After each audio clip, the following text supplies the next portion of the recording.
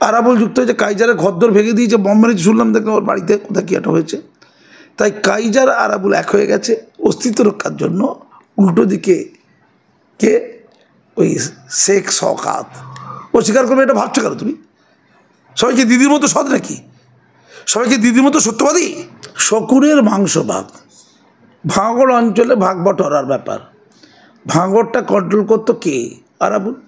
তার পাশে ছিল কে? তার পরেই ছিল যারা, তার নাম কাইজার। দিদি বললেন এই আরাবুল কাইজারা পাচ্ছে না, তাজা ছেলে ইনকাম করে দিতে পারছে না, তাই ভাঙড় দেখবে দেখবে কে? শওকত মোল্লা ইনকামটা করে দিতে পারবে ওখান থেকে। সব তো লেখিকা মানে শিক্ষিত মানেই তো নোংরা। আমাদের বঙ্গে শিক্ষিত লোক মানে আমি ভয় পাই। চাষা ভুষো খেটে খাওয়া মানুষদেরই বিশ্বাস করি। শিক্ষিত কথা একদম বলবেন না আমাকে। আমার জীবনে যতগুলো সর্বনাশ করেছে সব শিক্ষিত লোকরা করেছে। আমাকে লোহার রডটা মেরেছিল তাদের ইন্ধনে যারা ছিল শিক্ষিত, মেরেছিল অশিক্ষিতরা, আর ইন্ধন ছিল শিক্ষিতদের। আমি পরিষ্কার করে বলে রাখি যে মুসলমান সমাজে একদিকে মোল্লাতন্ত্র আর অন্যদিকে গুন্ডাতন্ত্র। কাইজার আহমেদ এবং শওকত মোল্লা, এই ইকুয়েশনটা এখন আর নেই। এখন আরাবুল ইসলাম এবং কাইজার আহমেদ খুব ভালো সম্পর্ক হয়েছে। শওকত মোল্লার বিরুদ্ধে গুরুতর অভিযোগ এবং সিসিটিভি ফুটেজে দেখা যাচ্ছে কিন্তু যে কাইজার আহমেদের বাড়ি অফিসের জায়গায় গুরুতর হামলা করা হচ্ছে, কিন্তু শওকত মোল্লাকে প্রশ্ন করা হলে তিনি এড়িয়ে যান। তিনি আমি তো একটু আগে বললাম শকুনের মাংস ভাগ, ভাঙড় অঞ্চলে ভাগ বটরার ব্যাপার। ভাঙড়টা কন্ট্রোল করতো কে? আরাবুল। তার পাশে ছিল কে?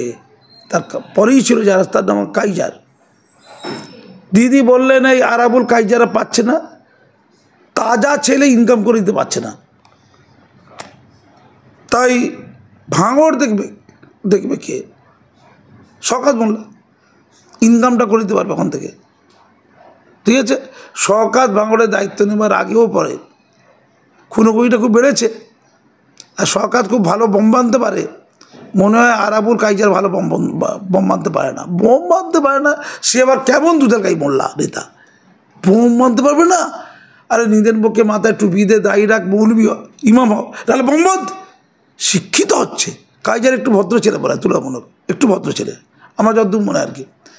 এবার প্রশ্ন হচ্ছে, এখন সমান্তরাল ভেদরেখা তৈরি হয়েছে, এরা বিধ্বস্ত, তাই কাইজারের সাথে আরাবুল যুক্ত হয়েছে, কাইজারের ঘরদোর ভেঙে দিয়েছে, বম মেরেছে শুনলাম, দেখলাম ওর বাড়িতে কোথায় কী একটা হয়েছে। তাই কাইজার আরাবুল এক হয়ে গেছে অস্তিত্ব রক্ষার জন্য। উল্টো দিকে কে? ওই শেখ শওকত। শওকত মোল্লা তো পুরো অভিযোগটাই অস্বীকার করছে। ও তো আচ্ছা, খুন করে, জখম করে, মার্ডার করে, রেপ করে পৃথিবীর ইতিহাসে কে কখনো স্বীকার করেছিল বলো তো? আমাদের মতো পাগল লোকরা স্বীকার করে নেবে? কি এমনি আমাদের মতো পাগল আছে কেউ স্বীকার করবে? করবে না তো। ও স্বীকার করবে, এটা ভাবছো কেন তুমি? সবাইকে দিদির মতো সৎ নাকি? সবাইকে দিদির মতো সত্যবাদী? মুখ্যমন্ত্রী সত্যবাদী, বিশাল সত্যবাদী। দুধের গাই বলেছে, সত্য কথা বলেছে তো। এই মোল্লাদের দুধের গাই প্রথম কে বলেছে? দিদি বলেছে। তাহলে তিলোত্তমা মজুমদার যখন সংখ্যালঘু সম্প্রদায় অর্থাৎ সব মুসলমানদেরকে সন্ত্রাসবাদী বললো, তখন কোথায় গেছিল সিদ্দিকুল্লাহ চৌধুরী? কোথায়? অনুপ্রেরণা এটা ওরা মনে করে, শাসক দল মনে করে আসলেই সন্ত্রাসবাদী। বিজেপি মনে করে না, কিন্তু বিজেপি মুসলমানদেরকে মানে এমনভাবে মুসলমানদের প্রেস করতে হবে যাতে বিজেপি সন্ত্রাসবাদী বলতে পারে। ক্লিয়ার?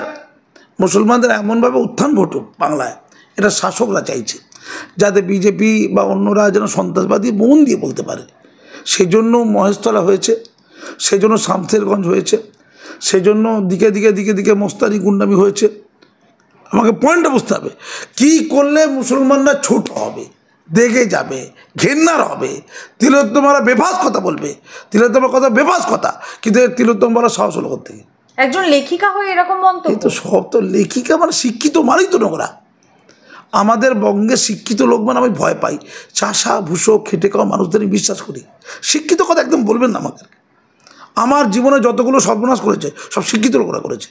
আমাকে লোহার রডটা মেরেছিল তাদের ইন্ধনে যারা ছিল শিক্ষিত, মেরেছিল অশিক্ষিতরা, আর ইন্ধন ছিল শিক্ষিতদের।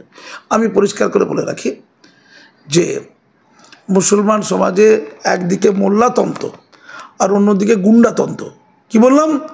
নেতামন্ত্রীরা চালাচ্ছে গুন্ডাতন্ত্র, আর ভোটটা এনে দিচ্ছে মোল্লাতন্ত্র। শিক্ষিত মধ্যবিত্ত রুচিশীল মানুষরা অন্ধকারে। এই যদি একটা সমাজের পরিস্থিতি হয়, সেই সমাজকে সন্ত্রাসবাদী বলে দেখে দেবে।